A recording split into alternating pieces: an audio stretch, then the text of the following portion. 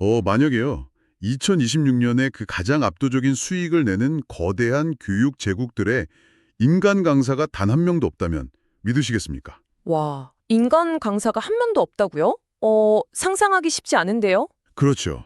보통 우리가 뭐 하나 배우려고 온라인 강의를 켠다고 하면요. 그 모니터 앞에 앉아서 수백 개의 영상 목록을 그냥 멍하니 바라보는 장면을 떠올리잖아요. 네네, 맞아요.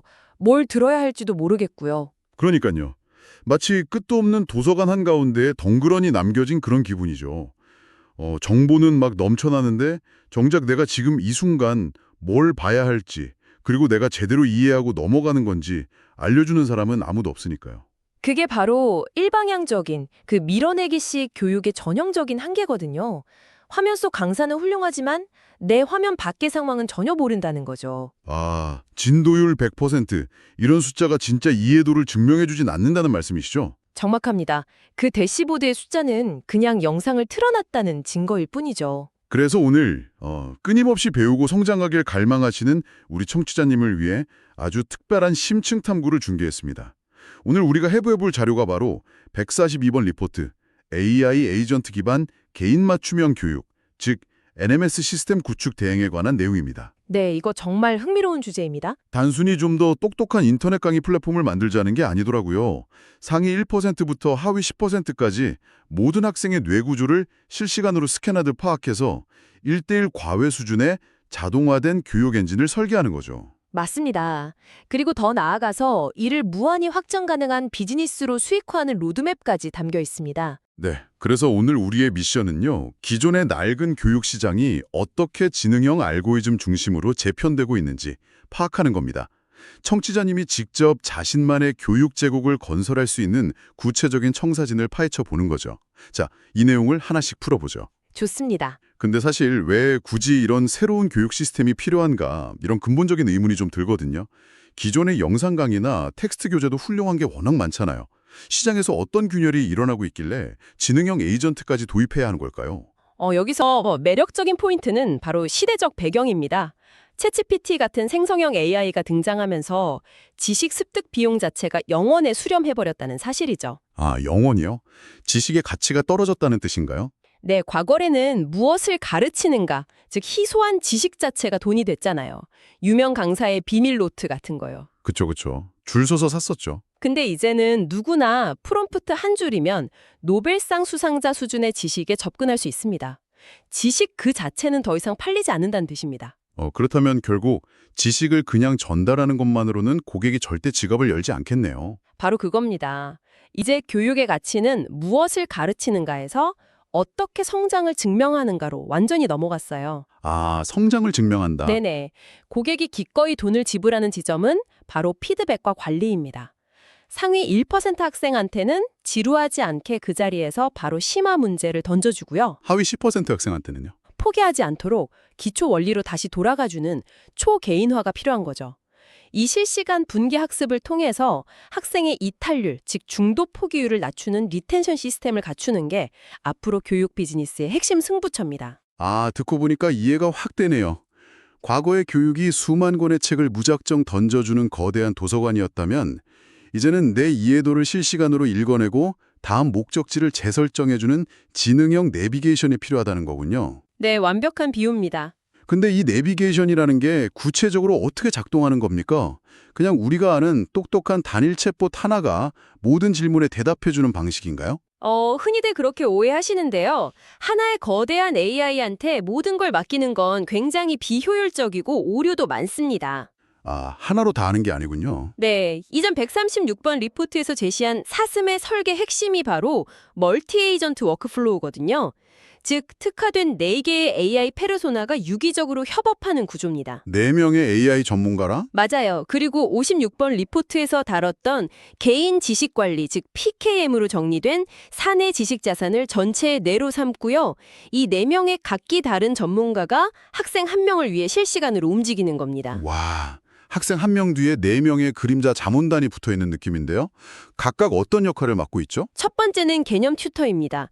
복잡한 이론을 학생 눈높이에 맞춰서 기가 막힌 비유와 예시로 설명해주는 친절한 강사 역할이죠. 아, 일단 설명을 아주 쉽게 해주는 거군요. 그렇죠. 그리고 이 튜터가 설명을 딱 마치면 두 번째 전문가인 문제은행원이 등판합니다. 설명을 들었으니까 테스트를 해야죠.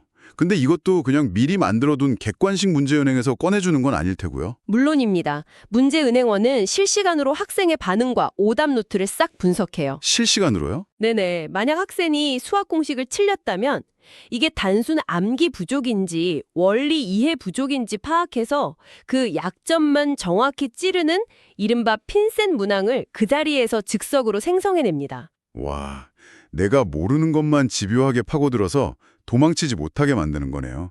확실히 효과는 있겠지만 학생 입장에서는 금방 지치지 않을까요?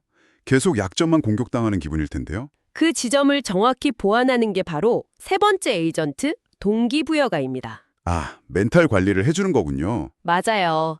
학습은 결국 지루함이나 좌절감과의 싸움이거든요. 131번 리포트의 복리 로직을 차용해서 학생의 작은 성취감을 수치화하고 보상 시스템을 가동합니다. 오, 구체적으로 어떻게 개입하나요? 로그 데이터를 분석해서 학생이 지칠 타이밍을 귀신같이 알아채요. 그래서 적절한 격려를 하거나 지금은 10분 정도 뇌를 쉬게 해주는 게 어떨까 하고 휴식을 제안하는 거죠. 완전 심리 상담사 역할까지 하는 거네요. 그럼 마지막 네 번째는 뭡니까? 교육 오디십니다. 가장 엄격하고 냉철한 평가관이죠. 평가관이요? 뭘 평가하죠? 앞선 3명의 에이전트와 학생 간의 오고 간 모든 대화 로그랑 문제풀이 과정을 뒤에서 조용히 검증합니다. 아, AI가 AI를 감시하는 거군요. 네, 이 학생이 오늘 목표를 진짜 달성했는지, 튜터가 혹시 잘못된 비율을 들진 않았는지 다 분석해요. 그리고 이걸 바탕으로 실제 인간 강사나 학부모한테 정교한 분석 리포트를 발행합니다. 와, 정리를 해보자면요. 마치 한 명의 학생을 위해서 일타 강사, 출제위원, 심리상담사, 평가관이 실시간으로 협진하는 초화 종합병원 같네요. 원리만 들으면 정말 완벽해 보입니다. 아주 정교한 시스템이죠. 근데 잠깐만요. 현실적인 우려가 하나 확 생기는데요. AI가 이렇게 24시간 내내 옆에 붙어서 친절하게 다 떠먹여주고 실시간으로 약점을 짚어주면 결국 학생이 스스로 고민하고 생각하는 힘을 잃게 되지 않을까요? 충분히 우려할 수 있는 부분입니다. 그러니까 모르는 게 생기면 고민하기보다 그냥 AI한테 정답 뭐야? 알려줘 하고 베끼기에 의존하게 될 것 같거든요. 이 지점은 아주 중요한 질문을 던집니다. 너구리의 경고 파트인데요. 기술의 편리함이 인지 능력을 퇴화시킬 수 있다는 본질적인 우려죠. 네네, 맞아요. 그래서 이 시스템이 진짜 교육으로 기능하려면 기술적인 가드레일, 즉 안전장치가 필수적입니다. 이 리스크를 막기 위해서 프롬프트 엔진에 소크라테스식 문답법을 강제 적용합니다. 소크라테스식 문답법이요. 정답을 바로 주지 않고 질문으로 되묻는 방식 말인가요? 정확합니다. 학생이 이 문제 정답 3번이야. 혹은 이거 어떻게 풀어? 하고 물었을 때 곧바로 정답을 주거나 풀이 과정을 쫙 읊어주는 걸 시스템 단에서 원천 차단해버리는 겁니다. 오, 아예 막아버린다고요? 네. 대신에 이 문제를 풀기 위해 우리가 배운 두 가지 원리 중 어떤 걸 적용해 보면 좋을까? 하고 역으로 질문을 던지는 거죠. 친절한 자판기가 아니라 깐깐한 코치가 되도록 제안을 거는 겁니다. 아, 정답을 주는 게 아니라 정답으로 가는 경로만 비춰주고 결국 걷는 건 학생 본인이 되도록 설계하는 거군요. 맞습니다. 그래야 진짜 성장이 일어나니까요. 근데 AI 특유의 고질적인 문제점도 걱정되거든요. 그 할루시네이션이요. AI가 모르는 것도 아는 척하면서 그럴듯한 거짓말 지어내는 거 있잖아요.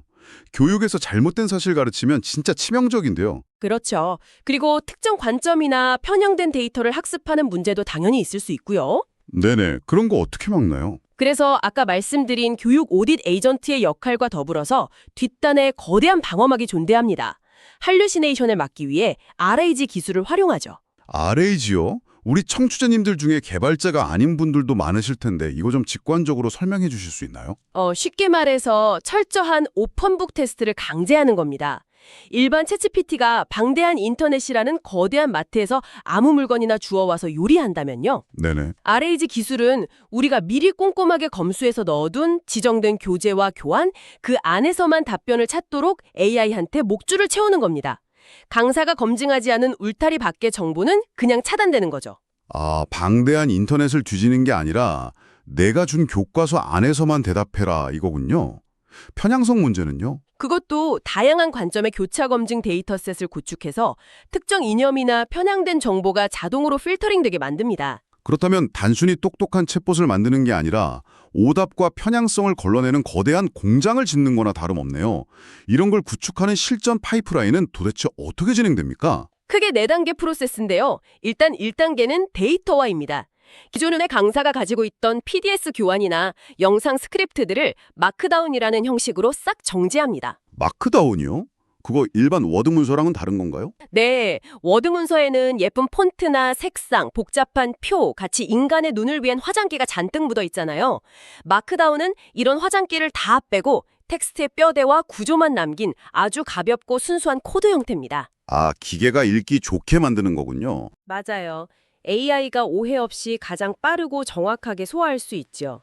133번 리포트에 데이터 라벨링 기술이 여기 들어갑니다.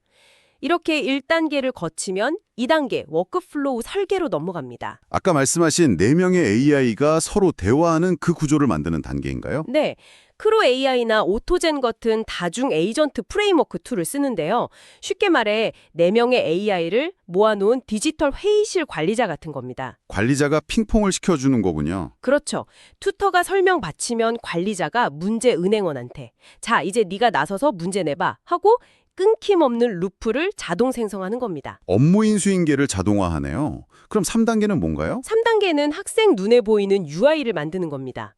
학생은 카카오톡으로 친절한 과외 선생님이랑 대화하듯 모바일 앱을 쓰고요. 관리자는 수천 명의 데이터가 실시간으로 분석되는 항공기 관제탑 같은 대시보드를 갖게 되죠. 와, 여기까지 들으면 진짜 탐나는 시스템이긴 한데 한 가지 탁 걸리는 게 있습니다. 학생들 오답 노트나 대화 로그, 심리적 패턴 이런 건 엄청 민감한 개인정보잖아요. 그렇죠. 아주 민감하죠.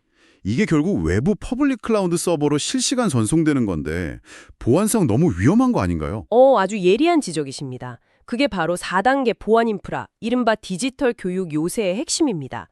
134번과 137번 리포트에서 강조하는 부분이죠. 아, 해결책이 있군요. 어떻게 통제하나요? 우선 기업이나 학원 내부에 프라이빗 로컬 서버를 구축해서 외부망이랑 아예 분리를 시켜버립니다. 그리고 더 중요한 건 온디바이스 AI 기술을 적용하는 거예요. 온디바이스라면 외부 거대 서버가 아니라 학생이 들고 있는 스마트폰이나 태블릿 기기 자체에서 AI가 돌아간다는 뜻인가요? 정확합니다. 아주 무거운 범용 지식 처리만 안전한 내부 서버에서 담당하고요. 학생 개개인의 취약점, 학습 패턴, 감정 상태 같은 미세한 튜닝 정보는 철저하게 학생 본인의 기기 내부에서만 연상되고 저장되도록 분리하는 겁니다. 아, 섞이지 않게 하는 거군요. 네, 중앙 서버조차도 학생의 사적인 데이터를 들여다볼 수 없는 완벽히 안전한 보안 환경이 완성되는 거죠. 와, 기술적으로 정말 빈틈이 없네요. 그렇다면 이 모든 게 대체 무슨 의미일까요? 기술적으로 완벽하고 안전한 맞춤형 교육 시스템을 만들었다는 건 충분히 알겠습니다. 네. 하지만 우리 청취자님들은 단순히 똑똑한 툴 하나 도입하는 걸 넘어서 이걸로 어떻게 거대한 비즈니스를 구축하고 압도적인 부를 창출할 수 있을지 궁금해하실 텐데요. 이 지능형 AI가 비즈니스의 판도를 어떻게 바꾸게 됩니까? 이것을 더 큰 그림과 연결해보면 파괴력이 엄청납니다. 기존에 내가 아는 지식을 영상으로 찍어서 파는 VOD 모델은 진입장벽도 낮고 단가 경쟁이 너무 치열하잖아요. 맞아요. 누구나 다 하니까요. 하지만 내 지식과 교수법을 이 4개의 AI 시스템에 이식해서 지능형 LMS 시스템 자체를 구축해주거나 대여해주는 비즈니스를 한다면 어떨까요? 아, 완전히 B2B로 넘어가는 거네요? 그렇죠. 기업 사내 교육이나 대형 학원을 상대로 고단가의 셋업 비용을 받을 수 있습니다. 단순 영상 판매 대비 최소 10배 이상의 수익 창출이 가능하죠. 셋업 비용에다가 그럼 유지보수 비용도 받나요? 맞습니다. 학생 1인당 매월 사용료를 받는 사스 라이센스 모델을 결합하는 거죠. 그럼 마르지 않는 현금 흐름 파이프라인이 완성됩니다. 내가 매번 땀 흘리면서 강의를 뛰지 않아도 한 번 내 교수법을 복제한 시스템에 세팅해두면 내가 자는 동안에도 AI 에이전트들이 수만 명을 1대1로 가르치면서 수익을 낸다는 거잖아요. 네네. 이건 100번 리포트에서 다뤘던 경제적 자유, 진짜 영속성 그 자체네요. 거기서 끝이 아닙니다. 생태계 확장 관점에서 보면 훨씬 더 거대한 세계가 열려요. 잘 구축된 교육 엔진 그 자체를 하나의 독립적인 자산으로 만들 수 있습니다. 138번 리포트의 지식 STO, 즉 토큰 증권 상장 모델이죠. 네, 교육 엔진을 상장한다고요? 우리가 뭐 부동산 조각 투자하듯이 AI 알고리즘에 투자한다는 건가요? 맞습니다. 예를 들어서 어떤 AI 엔진이 명문대 진학률이나 코딩 합격률에서 압도적인 퍼포먼스를 냈다고 쳐보죠. 그럼 단순히 월 구독료만 받는 게 아니라 이 엔진이 창출할 미래 수익의 지분을 토큰화해서 투자자들한테 쪼개 파는 겁니다. 와, 강의를 파는 게 아니라 가르치는 알고리즘의 주식을 파는 거군요. 대박이네요. 네, 뛰어난 알고리즘 자체가 거대한 자본으로 엑시트할 수 있는 무기가 되는 거죠. 물리적인 환경으로의 확장은 어떤가요? 방금 전까지는 소프트웨어 이야기였잖아요. 물리적 공간 역시 연동됩니다. 139원 리포트의 앰비언트 러닝 개념인데요. 에이전트가 학생의 뇌파나 집중도를 실시간으로 감지해서 집중력이 떨어지면 방의 스마트 조명 밝기를 조절하고 쾌적한 온도로 에어컨을 맞춥니다. 헐, 조명과 온도까지 내 집중도에 맞춰서 알아서 변한다고요? 정말 소름 돋는 몰입감이겠네요. 그렇다면 이런 완벽한 초계인화 엔진이 꼭 학교 공부에만 쓰이진 않겠어요? 그 지점이 바로 생태계 확장의 끝판왕이죠. 141번 리포트의 우주자원 및 극한 환경 교육과 연결됩니다. 아, 우주요? 네. 인간 강사가 직접 갈 수 없고 단 한 번의 실수가 생존과 직결되는 우주 식민지 개척이나 심해 탐사 같은 걸 떠올려 보세요. 거기서 개개인의 위기 대처 능력에 맞춰 실시간으로 생존 기술을 가르쳐야 한다면 어떨까요? 아, 지연 시간도 길 테고 사람이 갈 수도 없으니까요. 그렇죠. 이 완벽하게 조율된 지능형 교육 에이전트만이 유일한 대안입니다. 가장 가혹한 환경의 교육 시장마저 선점하게 되는 거죠. 아, 알겠습니다. 오늘 이야기의 퍼즐이 아주 완벽하게 맞춰지는 기분입니다. 여기서 정말 흥미로워지는 부분은 우리 청취자님이 지금 서 있는 위치와 정체성이 완전히 달라져야 한다는 사실입니다. 네, 패러다임이 바뀌었으니까요. 우리는 더 이상 카메라 앞에서 지식을 전달하는 단순한 콘텐츠 생산자, 즉 크리에이터에 머물러서는 안 됩니다.